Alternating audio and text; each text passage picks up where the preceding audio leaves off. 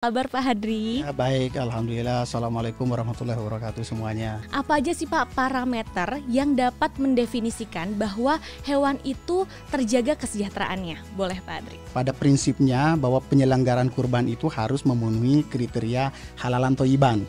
Nah, bagaimana sih Pak hal-hal yang harus dipersiapkan nih secara mendetail gitu oleh masyarakat agar nanti Idul Adha ini bisa lebih baik dari tahun-tahun sebelumnya gitu? Itu tiap tahun memang jadi bekerja sama dengan dinas, kemudian mengadakan berbagai kegiatan termasuk pelatihan.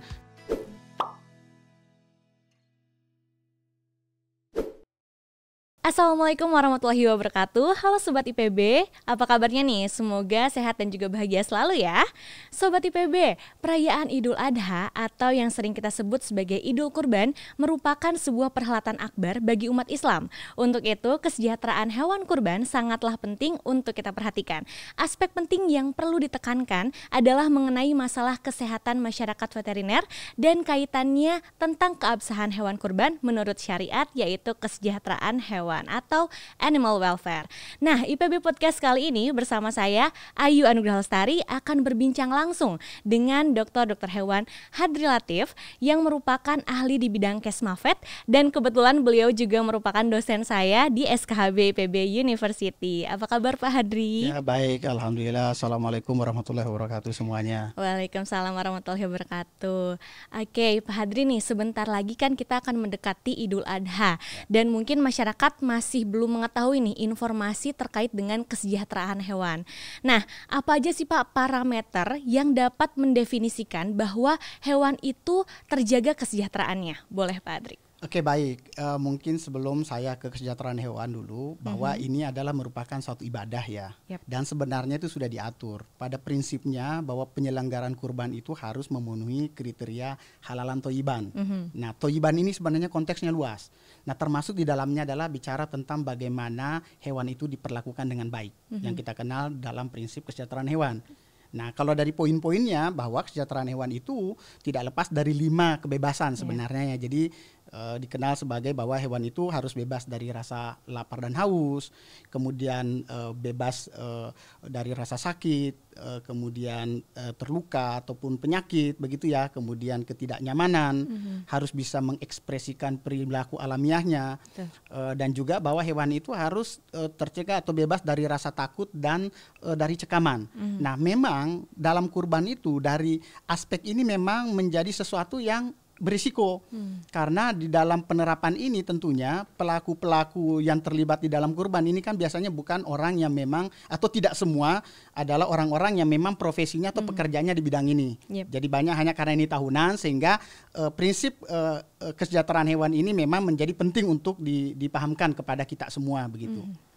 Oke, baik. Nah, jadi yang Five Freedom itu ya Pak. Nah, bagaimana nih Pak penerapan Five Freedom ini pada hewan kurban gitu di masyarakat terutama? Oke, jadi tadi bahwa rantai tanda kutip ya dalam proses kurban itu kan sebenarnya panjang ya, bukan hanya di tempat penyembelihan. Meskipun memang mungkin menjadi poin utamanya itu adalah di tempat penyembelihan, karena di tempat itu yang paling berisiko. Tetapi bahwa sebenarnya penerapan prinsip kesejahteraan hewan ini adalah mulai dari, kalau kurban itu mungkin orang melihatnya adalah dari bagaimana hewan itu didatangkan.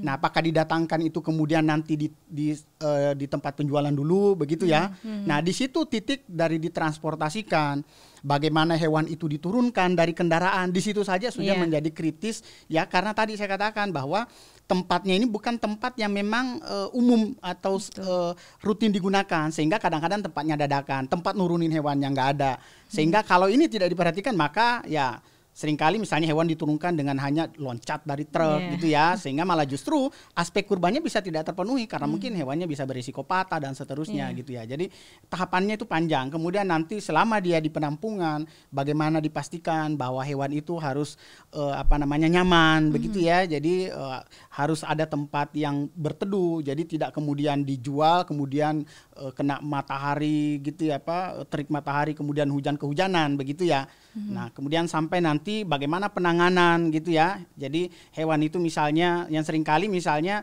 hewan lupa atau enggak diberi minum misalnya. Tetapi kalau misalnya di penjualan atau misalnya datang lebih dari 1 hari sebelumnya, maka itu mau tidak mau itu adalah bagian dari kewajiban pengelola untuk memastikan bahwa hewan itu tadi jangan sampai kelaparan, apalagi tadi ya kehausan, karena seringkali minuman ini tanda kutip ya suka lupa dikasih makan tapi nggak dikasih minum gitu. Ya tadi harus ada tempat bernaung, itu adalah bagian dari bebas dari ketidaknyamanan begitu ya. Kemudian dia harus cukup untuk tempat space untuk dia bergerak, bisa berbaring. Ya jangan sampai diikat kemudian terlalu pendek gitu ya, malah nggak bisa mengakses makanan gitu ya.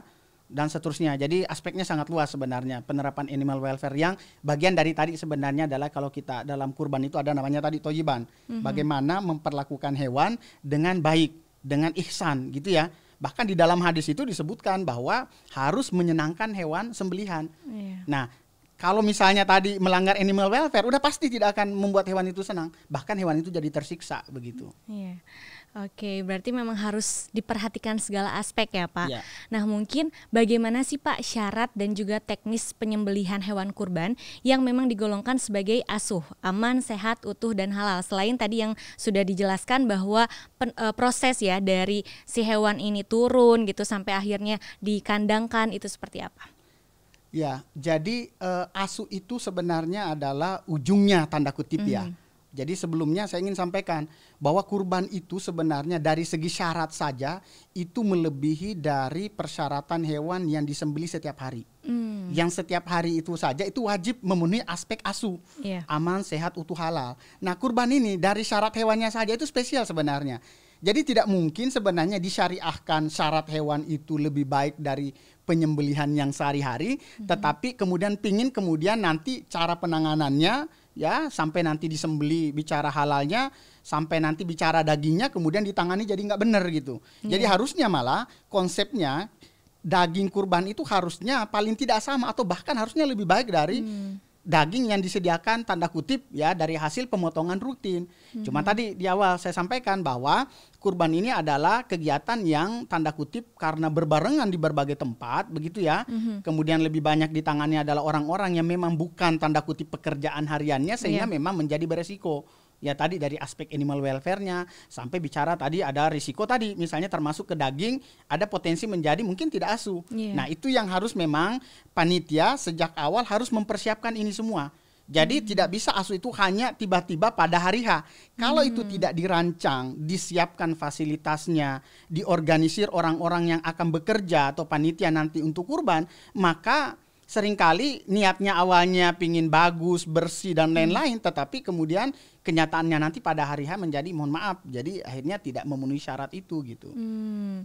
Oke, baik Pak Hadri. Nah di masyarakat ini seringkali gitu kan ya yang menyembelih hewan kurban itu yang memang harus kurban gitu. Apakah itu sesuai gitu dengan asuh ini atau misalnya seperti apa Pak?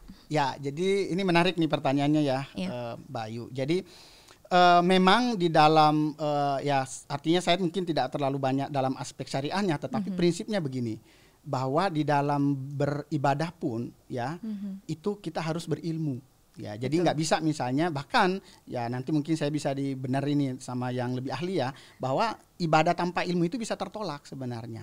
Dan mendahulukan mencegah mudarat itu lebih penting. Jadi artinya apa? Itu tidak dilarang, tetapi artinya kalau ingin melakukan itu harus tahu ilmunya dulu.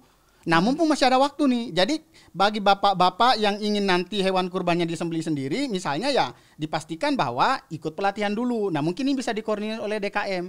Beberapa DKM sudah melakukan, saya ingat betul tahun lalu saya ditanya di dalam satu DKM diundang begitu ya. Dan alhamdulillah tahun ini mereka melakukan pelatihan, jadi siapa yang akan menyembelih nantinya itu dari awal harus daftar dan harus dilatih. Dan baru akan nanti boleh menyembelih kalau dianggap dari nanti hasil itu lulus.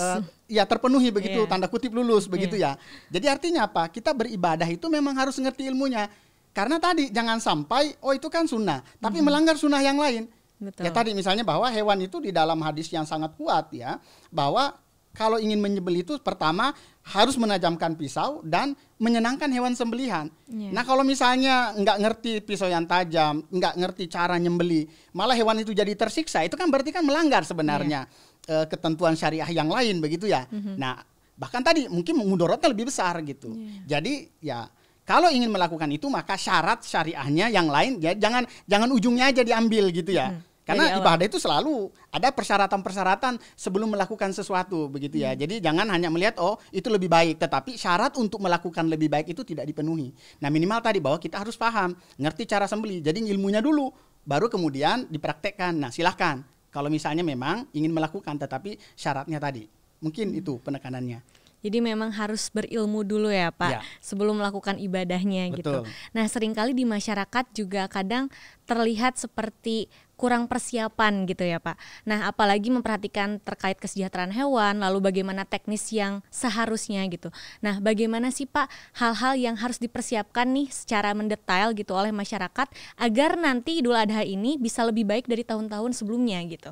Ya, jadi saya kira memang ini adalah tanggung jawab bersama ya. Dan memang juga ya kami dari Sekolah Kedokteran Hewan dan Biomedis itu tiap tahun memang jadi bekerja sama dengan dinas, kemudian mengadakan berbagai kegiatan termasuk pelatihan ya untuk memastikan kembali bahwa ini adalah kegiatan penting, harus dipersiapkan sejak awal, jauh-jauh hari, nggak bisa mau kurban besok baru nyari-nyari alatnya itu pagi-pagi ya, peralatan atau bahan yang diperlukan. Jadi mumpung masih ada waktu.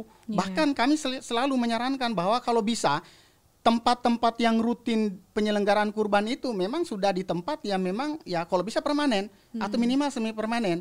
Dan orang-orang yang bekerja di situ pun ya termasuk ya orang-orangnya kalau bisa ya Pak satu punya pengalaman, kemudian jauh-jauh hari dipersiapkan. Sarana itu kan nggak bisa, misalnya oh ya baru kepikiran supaya tempatnya bagus, baru kemudian hari ini dibuat begitu ya, kan belum tentu bisa gitu ya. Jadi harus jauh-jauh hari sebelumnya. Nah mumpung ini waktunya masih ada begitu ya, jadi mohon kepada masyarakat terutama dari DKM atau panitia untuk mulai mempersiapkan hal-hal yang memang diperlukan. Nah tadi kan beberapa instansi, jadi saya kira dari dinas ya, kita bekerja sama dengan beberapa dinas melakukan berbagai upaya, termasuk nanti pada menjelang hari H kita juga menurunkan mahasiswa begitu ya. Itu dalam rangka sebenarnya untuk membantu dan memastikan supaya penyelenggaraan kurban ini benar-benar memenuhi segala aspek ya. Tadi bahwa animal welfare itu adalah bagian dari bagaimana bicara toyiban gitu ya. Jadi semua aspeknya, karena tidak bisa hanya ujung-ujung pingin dapat daging asu tetapi tidak dipersiapkan dengan baik. Oke, wah menarik sekali nih. Nah ada lagi nih Pak pertanyaan yang terkadang sesuai gitu kan ya dengan apa yang saya rasakan juga dan mungkin masyarakat gitu. Terkadang daging kurban ini agak sedikit berbeda dengan daging-daging yang seperti kita biasa beli gitu di pasaran. Nah apakah si kualitas ini itu bergantung pada yang tadi Pak, yang tadi dari proses penyembelihannya dan lain-lain gitu. Apakah itu berkaitan gitu, seperti apa? Ya betul sekali. Jadi makanya sebenarnya kenapa di dalam prinsip animal welfare itu ya, yang kalau dalam bahasa syariahnya tadi toyiban itu penting. Karena dengan sendirinya, dengan menerapkan itu maka bukan hanya manfaatnya buat hewan, tetapi buat kita juga. Ya termasuk tadi bahwa itu akan sangat-sangat mempengaruhi kualitas daging yang dihasilkan. Ya, tadi penanganan hewan yang kasar ya. Kita tahu bahwa tadi misalnya penyembelihan ini kan tadi yang paling titik risikonya begitu ya. Bagaimana hewan digiring ya, kemudian perlakuannya bagaimana dia di tanda kutip direbahkan, yang seharusnya direbahkan itu tapi banyaknya mungkin ya karena tidak paham ya tanda kutip kayak dibanting begitu ya. Nah, jadi penanganan hewan yang kasar ya, yang tidak memenuhi persyaratan syariah tadi termasuk animal welfare itu akan menyebabkan nanti daging itu kualitasnya pasti tidak akan bagus. Pasti akan alot ya. Ya, jadi itu akan berdampak ke sana. Ya mungkin saya tidak akan panjang cerita tentang bagaimana teorinya, tetapi intinya adalah bahwa hewan yang disembeli ya dengan perlakuan tadi yang dia stres sebelum penyembelihan itu akan menghasilkan daging yang akan lebih alot begitu ya, lebih gelap, lebih kering begitu ya. Nah ini tentunya juga buat konsumen kan tadi saya katakan di awal bahwa ini adalah ibadah yang pinginnya kita memberikan kepada orang itu dari syarat terbaik, harusnya yang terbaik.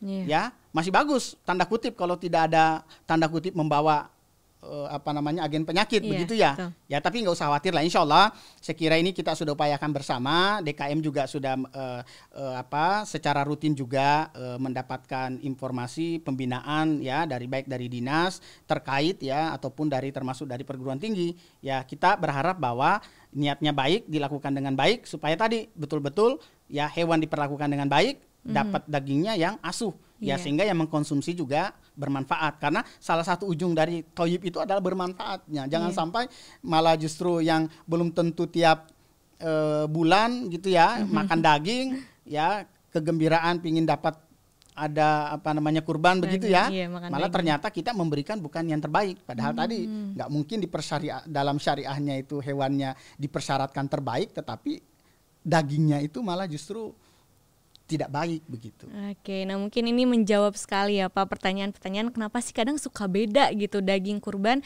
dengan daging yang biasa di pasaran. Nah ternyata memang harus diperhatikan ya, sangat-sangat harus diperhatikan bagaimana hewan ini sebelum dipersiapkan sampai akhirnya bisa bermanfaat gitu kan ya Pak untuk masyarakat. Nah terakhir nih, bagaimana pesan Pak Hadri kepada masyarakat jelang perayaan Idul Adha ini, terutama terkait dengan animal welfare nanti gitu? Oke, baik.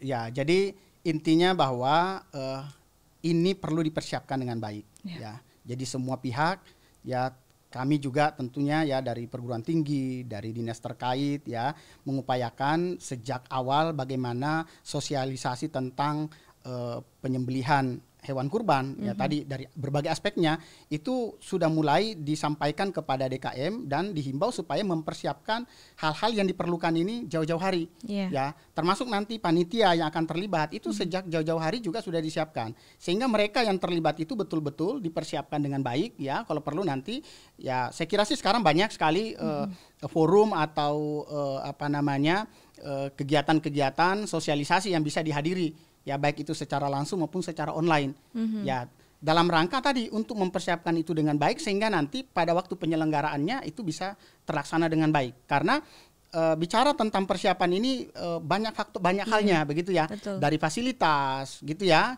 kemudian dari orang yang akan bekerja, orang yang akan menyembeli, itu harus dari awal. Jangan sampai nanti udah mendadak yang tidak ada juru sembeli halal gitu ya, karena mereka mungkin sudah terpakai di mana-mana, akhirnya ya maksa siapa saja boleh motong, misalnya contoh. Jadi intinya perlu dipersiapkan, perlu dilakukan dengan baik. Prinsip halalan toyiban itu penting, ya, karena seringkali ya ini kurban, tetapi kadang-kadang kita lupa bahwa justru sebenarnya ini ada aturannya.